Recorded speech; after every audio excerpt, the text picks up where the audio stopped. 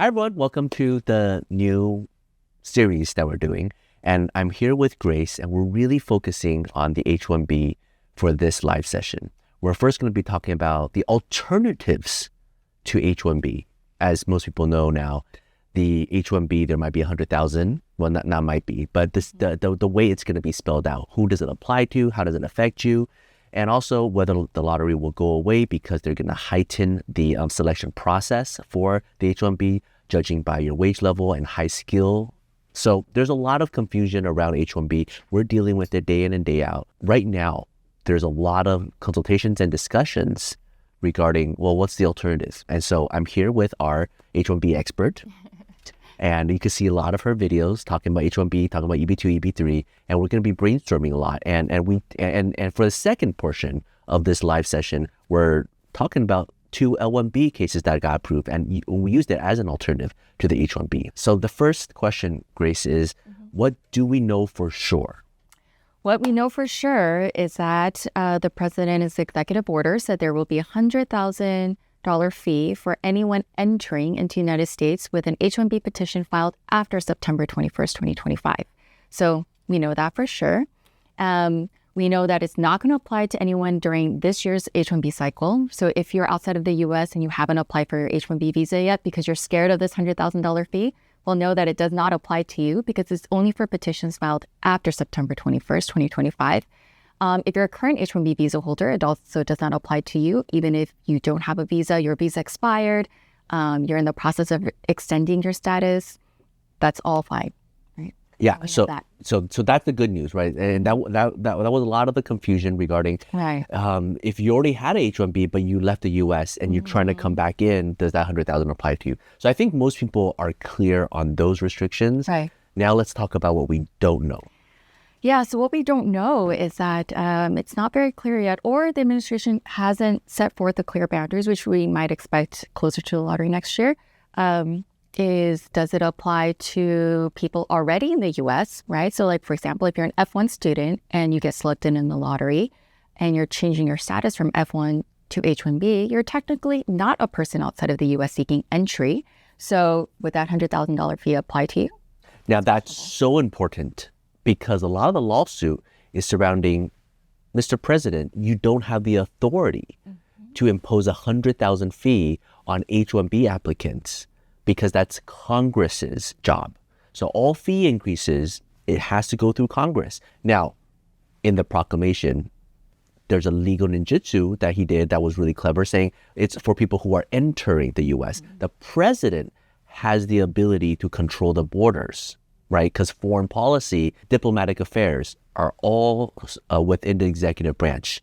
And if you watch the reasoning and the proclamation itself and read through it in depth, which I have many, many times, everything that they have said regarding why they created this H-1B policy of this 100,000 fee is to prevent foreigners from coming into the U.S. to do low-wage jobs. And they said, why don't U.S. companies hire from our own universities? Well, then, if you are an international student, you got your master's degree, you got your bachelor's degree here, you paid the high price of international students, and then you got an H-1B, and then you do a change of status, that fulfills what the president wants. He's trying to prevent a lot of IT firms from overseas who got really cheap college and master's education and then meet the requirement of the H-1B and then coming in to do a low-level job, right? So there is that confusion, whether or not H-1B new petitions but are done inside the U.S. will still have to pay the 100,000 fee. And if not, then does that mean if they apply and they get it, they just cannot leave the U.S.? Because if they leave the U.S., they come back, they might have to pay the 100,000, right? That becomes a complication.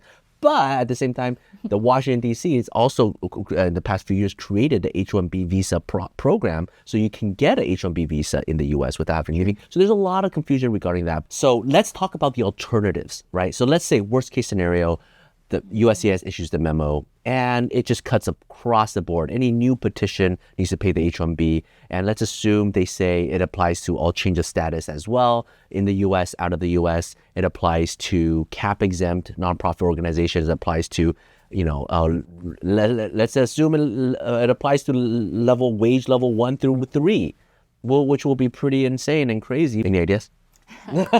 Yeah, there's not a lot, but I think most commonly if you're a member of a treaty country, so if you're a national, right, with treaty with the United States, you can apply for E1, which is treaty trader. If you create a company and you're exporting, importing goods, right? Or if you create a business or you invest in a business, you could apply for a treaty trader investor visa. And that's a really good option. I've done it for a lot of students who are coming out of college and they want to create a business. And it can be also a service company, right? In your mind, you might be thinking, oh, I don't have $100,000 to invest. Well, we could do it with a smaller number of investment if you're investing in, let's say you're an artist and you want to create a graphic design firm. I've done that before, right? And you can use your equipment, you can use your computer, you can create a little office, you hire a few people, and then you show all your clientele and we can do an O1 like E2. So E1 and E2 is definitely great. We're always pushing for that because it is one of the best non-immigrant visas out there. And a lot of people who actually don't know about it. That's why we always mention it first. Now, if you did know about it and you didn't choose E1 or E2, right? And you're stuck with the H-1B. Now you can't even do the H-1B anymore. Yeah. What are some alternatives to the H-1B? Two comes to mind, the O-1B and the L-1B. It's easy to remember because they're both Bs. The reason why O-1B is quite nice is because the standard is actually much lower than most people think. If you just research O-1B, what the category is, and USCIS, you'll see, oh, it's extraordinary ability artist. Oh, that's too hard. I'm not extraordinary. If I'm extraordinary, I'll apply for the EB-1A to get a green card. That is wrong in so many levels, right? O-1B as an artist, if you read some of the footnotes and read some of the case law, they explicitly explain that O-1B as an artist, the standard is much lower compared to the O-1A, compared to the business, scientist, athlete, and O-1A is considerably lower compared to the EB-1A, get the green card. So when people talk about extraordinary ability green card or extraordinary ability visa, most of the time they're talking about EB-1A, which is much harder, and then O-1A, which is much harder than the O-1B, right? So we've done plenty of O-1B college graduate, essentially first real job, and then they get the O-1B because instead of quote unquote, you need to be extraordinary, you just need to be distinct. Yep. Still, still distinct. But what do you mean by distinct? Well, the school I went to is a good reputable school. I'm top 10 of the class. I've won a few awards from junior high to high school. I have letter recommendations. Within the field that I'm in, I'm particularly more distinct compared to my peers. It's much easier to argue distinction, uniqueness, compared to extraordinary, best of the best, right? So a lot of college graduates, they come out, they apply for the O-1B, and O-1B actually is much better than H-1B in a lot of sense because it's infinite. You apply for 3 years, you apply for 1 year, sometimes you reapply for another 3 years. A lot of our O-1s can stay here indefinitely and is not as strict and you're not tied to one employer, right? Now, O-1B is in the arts. So a lot of people are like, well, I don't do arts. I'm not creative. But take a step back and think about that. Creating a digital token, is that art or is that computer science? Designing a beautiful blockchain, is that finance or is a blockchain something that's artistic? Try to make a creative argument why you are artistic as opposed to, finance and whatever. So that's the O-1B. Anything to add to that before? I was just going to add, we've done O-1Bs for like marketing agents, right? Because you're dealing with artistic ads, right? There's art involved in it, even if you're having a marketing lens. Or an architect, it could be more scientific in a sense, right? Or it could be artistic because you're designing interior design, you're designing furniture, right? So I think there are ways, or even like a film producer or an executive producer, arguably it's business, but also you're dealing with the art. And every day I'm dealing with clients and I'm talking about cases and I'm saying, this is really much more art than it is science, right? Mm-hmm. It's about arguments. So maybe lawyers are considered. Exactly. I always say this is more of an art than science. Right. So in the humanities, right? And so something to really think about, O-1B is a strong candidate in contrast to H-1B. You don't have to deal with the lottery. Now you don't have to deal with 100,000. Or wage levels. Yeah, or wage levels, and you can work for any employer. So O-1B is actually quite good. We definitely should do more videos on the O-1B. Everybody who hates on H-1B say H-1B is displacing U.S. workers. H-1B is lowering U.S. workers' wages. And so H-1B is abused and we need to cancel it. That's the rhetoric about people being against H-1B. L-1B completely solves that problem because the idea behind L-1B is saying these foreign nationals have such a specialized knowledge, that's literally in their name, specialized knowledge, that when they come to the U.S., they are needed. And in older L-1B cases, you have to even argue that they will not displace U.S. workers and that there are not enough U.S. workers to do this particular job. So L-1B completely addresses the concern that the White House and the public has against H-1B. So whether or not people's, feelings and thoughts regarding H-1B is right or wrong, the rhetoric against it does not apply to L-1B. And so we just filed 2 L-1Bs and they both got approved within 14 days. How do you get an L-1B, especially if you're, for example, a biopharmaceutical scientist? If you are this particular scientist overseas, see what other subsidiary of the U.S. company, right? So you have the lab that you want to work at. What other partnering affiliates are there overseas? You go overseas, you work for them for a year plus, you have that expert knowledge that needs to be able to be transferred back to the US, and you are the only one who could do it because you did that experiment overseas, then you could come back. Yeah, so another alternative to the L-1B is if you have because L-1B is for advanced knowledge or specialized knowledge, right? So advanced knowledge could be information that you can't readily find in the industry, like what Joseph was talking about. Specialized knowledge is something that you can't even find within the company, right? So it's like something patented, something that's specific to this company that you have about, right? About a process or about a product. If you have something like that, but maybe you didn't work for a foreign subsidiary, you could also maybe apply for a J-1 specialist.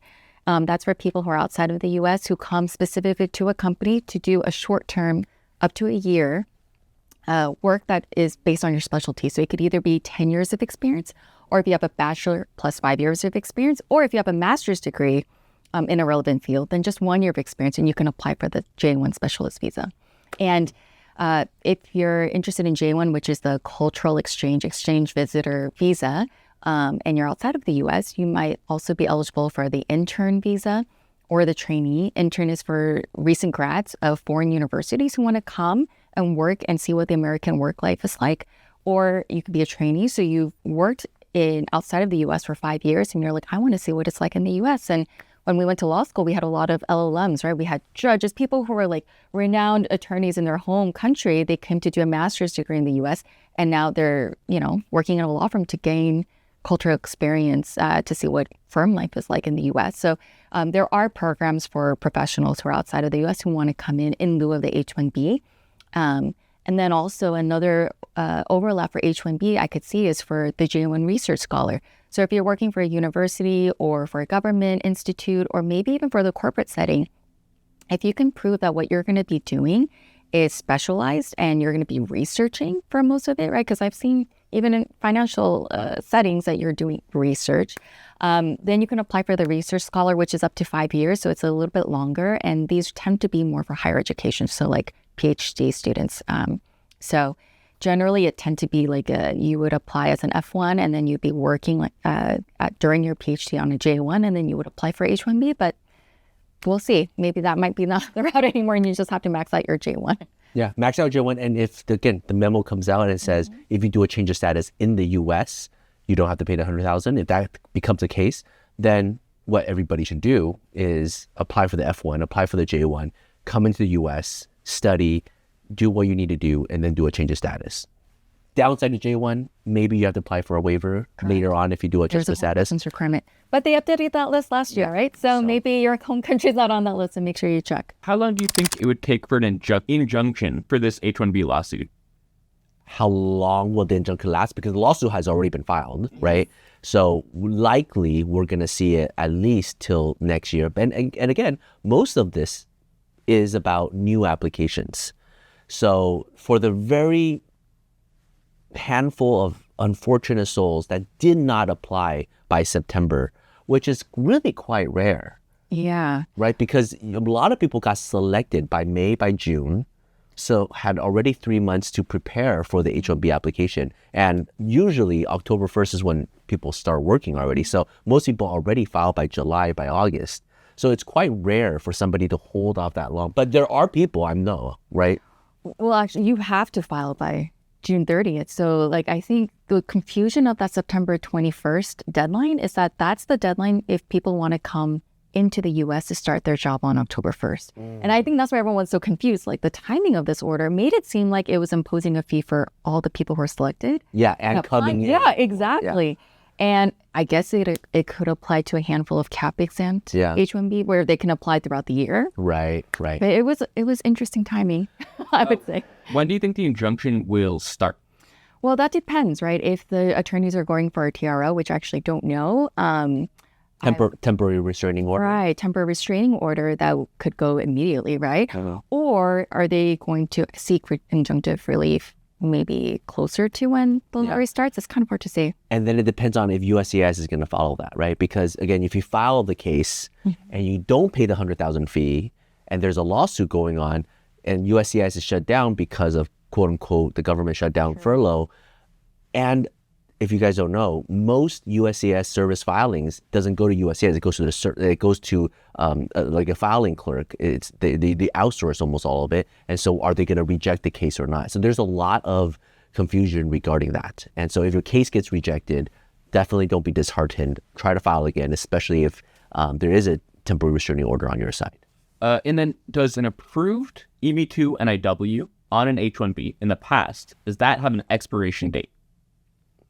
Approved NIW. And an approved I-140 will always be with you unless you activate it and then you abandon it. So we have seen clients, they activate it, they got the green card, and then they abandon it, then it is no longer useful, it is void. But if you don't activate it, you never apply for adjustment of status, it is always there. And then if you have H-1B under AC-21, you can extend your status. Keep on extending the H-1B indefinitely. Yeah, so explicitly in the order, it does say it does not apply to H-1B renewals, and we can interpret the H-1B renewals either as extensions or renewals as in a new, beyond the 6-year limit based on AC-21. But again, that's based on the proclamation, right. USCIS. Going to take a couple months to come up with their new order. Should be much more clear. Hopefully. Yeah. Okay, I have a previous H-1B that expired with 2 years of unused time back in 2022. Now, can I use that to get a new H-1B without the fee? This is a good question. I could try to tackle it. Currently outside physician. Right. Oh, cap-exempt. Mm-hmm. Oh, that's interesting.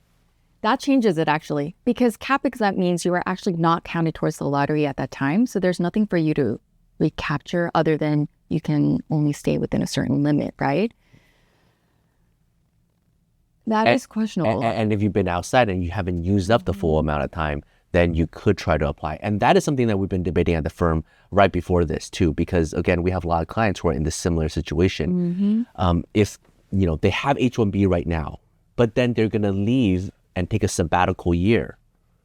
And then when they reapply next year, they've been outside of the U.S. Do we apply as an extension or do we apply as a new petition? If it's a new petition, there's a high chance that the officer will say, you need to pay the 100,000 fee because it's a new petition. We are going to try to argue and say it's a new petition, but we're recapturing the number that they already been selected for, so they don't need to pay the 100,000. Right now, we don't have the memo, so we don't know if that argument will work or not. But that's one plan. So if somebody who has an H-1B, in your situation, you have the H-1B, you left the U.S. They're going to leave the U.S. They're going to take a sabbatical for a year. When they come back, do they file as an extension H-1B? Because if it's filed an extension H-1B under the proclamation right now, it's okay. You don't have to pay the 100,000 fee. But if a new petition, there is a chance that they might require it. And so that's a part where we have to wait for more guidance.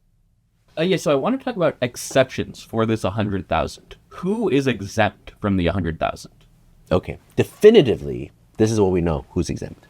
It's just one line. It says national interest. So this reminds me of the entry bans during COVID, where there was a national interest waiver. Now, we don't see the criteria yet. But if it's similar, then it's probably working for critical infrastructure for the United States, something where you can argue that what you're going to be doing is going to bring so much benefit that you should be waived from this exceptions. So what about like a physician, for example? Great question. So we did that during the COVID. So this is the argument you want to make. And the argument you make is to the State Department, actually, right? Well, you make it with USCIS so they can accept the H-1B, process it, get it approved. And then if USCIS accepts it without having to pay the $100,000 fee, then likely the consulate will accept it. And then if the consulate accepts it, then the customs CBP officers will likely accept it. Yeah. The hard part, honestly, in all of this is how do you get past the mailroom? Because the mailroom people are not really, adjudicators. So if they see you don't have the $100,000 check, well, the memo says you need to, you're making an argument, they don't know, so they reject it. So if you are filing this and you're claiming exception, you need to put in big, bold, round top that you qualify for exception. You don't need to pay for $100,000. Have supervisory review. And what do you argue? Here's the main argument that we've used that was very, very successful. Argue if everybody in your profession had to pay the $100,000, people would not do it, cannot do it, and the harm that will cause to the U.S. industry. What about cap-exempt? Are all cap-exempts exempt from the fee? What do you think? Especially for like university researchers. Unfortunately, we don't have clarification yet from the administration. It says all H-1B visa petitions. So if we interpret that just face value, it seems like it does apply to all H-1Bs. Yeah, and tangentially, we saw a school teacher, right? There are plenty of school districts around the U.S. who need good teachers they are cap exempt, but when they are petitioning for them, now we're seeing that they get pushed back. Percentage-wise, a good 2% to 5% of all teachers are for foreign nationals who are coming here. Can I get deported if I'm on DACA? In my case, I have a clean record and I just renewed 1 month ago. Great question. This is what ICE officers say, that they can deport you if they want to. This might piss you off. I understand. Let me explain their logic. They're saying everybody who's on DACA is deportable, and the whole executive action is essentially saying we're deferring you to not be deported, but that's like that. But you are still deportable. We're just deferring when to do it. So it's not a question of if you're deportable. It's only a matter of when you're deportable. That's premise one. Premise two, ICE argues, and creating the DACA program of extending the deportability of all these individuals, dreamers, was a violation of the presidential powers anyways, and many court rulings have said so. So you are deportable, it's only a matter of when, and even the leniency to allow you not to be deported for a short period was exceeded their authority. So they have full authority to deport anybody they want to. Does that mean they will? That's a different story. I'm married to a U.S. citizen and I have DACA. Do I have to get an advanced parole in order to get a green card? Depends on if you entered without inspection. If you entered without inspection, like meaning you crossed the border illegally, you snuck through, you don't have an official stamp, you don't have an I-94, you don't have proof that you were admitted, then you will have to apply for a waiver, which you could still do. We do plenty of those, but it's just a little more tedious. It's a 601. You can look that up. But if you entered with a valid visa, tourist visa, and then you just overstayed, then you don't have to apply for a waiver. My husband came in 2014 when he was 13. Is he eligible for DACA? You have to go through the actual dates, right? So not just about how old he is when he entered. You have to look at the actual dates of when he entered and how long he continuously stayed. We just did the live session on this last week, so we have all the requirements, and you can also double check it with USCIS. It should be very fast. So for this EB-2 case, it's EB-2 NIW, self-petition. I see. English bachelor's degree, 2 years master's degree. They're working in AI. Oh, okay. So you want to make the argument, right? And for everybody who's watching who don't quite know what EB-2 NIW is, EB-2 NIW is saying, I have this advanced degree, and normally an employer needs to sponsor me in order for me to get a green card. And in order for an employer to sponsor me, they actually have to go through this long process to try to advertise to the public to make sure that there's no U.S. workers who can qualify for this job. Because if there's one U.S. worker who can qualify for this job, then I don't get the job. So they have to go through this advertisement campaign. And so that's the perm process. And the entire thing could take easily 2, 3, 4 years. Now, somebody who wants to apply for EB-2 NIW, they essentially skip the entire advertisement, wage determination, and perm process. So in some cases, it can skip a year and a half. And you can get an immediate result within 2 weeks. But this is what it requires you to do. You are self-sponsoring. So you are saying, I don't need an employer. I'm going to self-sponsor because the work that I propose to do to the United States, to do in the United States, is of such national importance that I deserve to be waived to this process. Essentially, I am so important. The job that I do, the work that I plan on doing is of such importance that I deserve to cut in line. That is the short of it.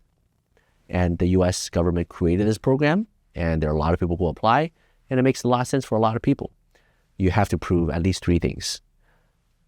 Your work, national in scope, generally speaking, it crosses a lot of different sectors, and you have the capability to perform it, right? You can have the best dreams and the best solutions, but if you are incapable of actualizing that dream, then it is not very useful to give you the green card. And then, on balance, on a whole, your proposed plan plus your capability deserve to cut in line, right? Is it a big enough problem? Does a lot of people need it? Can somebody else solve it, right? On a balance, you waiting a year and a half, does it better the U.S. or harm the U.S.?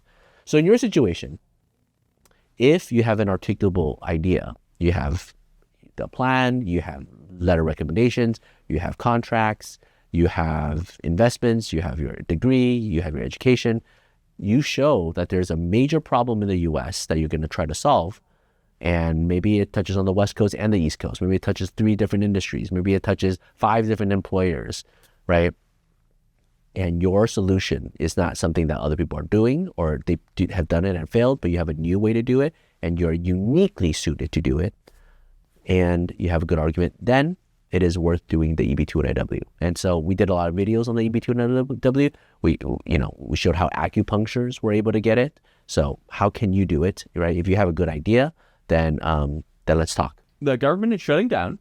I have my citizenship interview October 24th. Should I go? Sure, go for it. Yeah, USCIS technically is not shut down. I know the director is saying that they're sort of shutting down. From my conversations with USCIS officers at the field office, that is not the case. USCIS is funded by application fees, and so they are still working. They are not furloughed. They have a lot of priority. Internally, a lot of discussion is that take this time to work on some of the more difficult cases that you've been putting off and catch up, sort of a thing. And now, because the director put out that statement, now it's harder to sue USCIS for being slow, because now they can have a defense and say, hey, we didn't have the funding. We can't adjudicate your case in time. So, I know you wanted it in 6 months. I know you wanted it in 1 year, but now it's going to take 2 years. It's more of a defense thing, but they are still working. So if you have interviews, everything is as is, and a lot of officers are still processing cases at the same speed, if not even faster. The U.S. company is a robotics company that needed these technical engineers to come over to the U.S., and they needed 2 of their senior engineers. They've worked at the China company for several years now. They're here visiting as a tourist visa. Their prior H-1B application somehow got messed up by a different firm. The CEO is extremely pissed off. Found our firm and say, hey, can you help out? And so we were looking into it. And like, well, they messed up on the H-1B, but luckily you might be able to qualify for the L-1B, which is just as good. And this was before this whole trade fiasco and talking about the 100,000 fee. And so we looked into it, and L-1B is actually much better suited for your company because you already have too many H-1B engineers from overseas in the US. L-1B is for a specialized knowledge, and it might work better. And they don't care to get a green card anyways. So why don't we do L-1B? They looked into it. They say, yes, let's go. We prepared the application within maybe like a month. We filed it within 2 weeks, case approved, and they're able to stay and work here and with their entire family. So it's a great story. And especially this day and age where people are considering they might not qualify for the H-1B anymore, L-1B is really a good alternative. So let me walk you through exactly what we prepared for them, and maybe you can see if you qualify. So the first thing is you want to establish who the U.S. employer is. What is the U.S. employer? What are they doing? And why are they important? Talk about the national interest about this U.S. company. They already know you're petitioning for a foreigner. Talk about how important this company is to the U.S. economy, to the U.S. culture, to U.S. National interest. In this case, it's a robotics company talking about self-driving cars, right? So a lot of engineers are needed to make this happen. A lot of technology is involved.